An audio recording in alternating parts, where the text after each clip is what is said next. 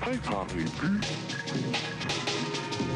à une musique difficile.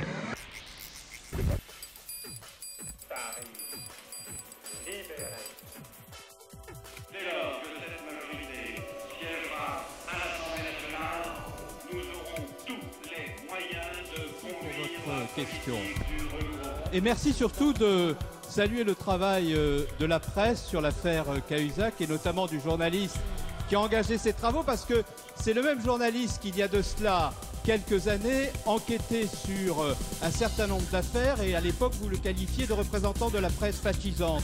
Je vois que vous avez changé d'avis et vous avez bien fait d'ailleurs. Vous avez bien fait parce que lorsque la presse est libre et qu'elle enquête, elle fait un travail absolument magnifique. Je me souviens d'ailleurs qu'à cette période-là, ce même journaliste enquêtait sur une affaire dont j'ai eu à connaître dans cet hémicycle, qui s'appelle l'affaire Karachi.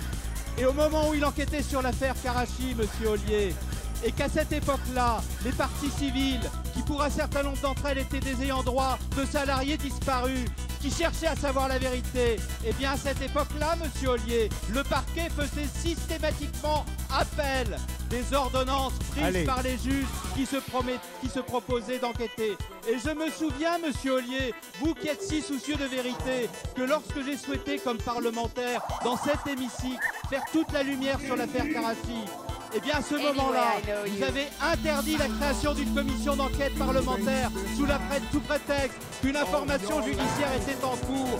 Et lorsque j'ai demandé au gouvernement de l'époque de bien vouloir nous transmettre toutes les pièces nécessaires à l'élucidation de la vérité, le seul document qui m'a été transmis, c'est une revue de presse émanant du Quai d'Orsay en langue anglaise. Et lorsqu'il a été demandé à M. Bernard Accoyer de bien vouloir transmettre au juge pour qu'il fasse toute la vérité, les documents de la commission d'enquête parlementaire, il s'y est refusé. Voilà votre conception de la transparence, voilà votre conception de la vérité. Alors quand on a de telles pratiques, on s'abstient de donner des leçons.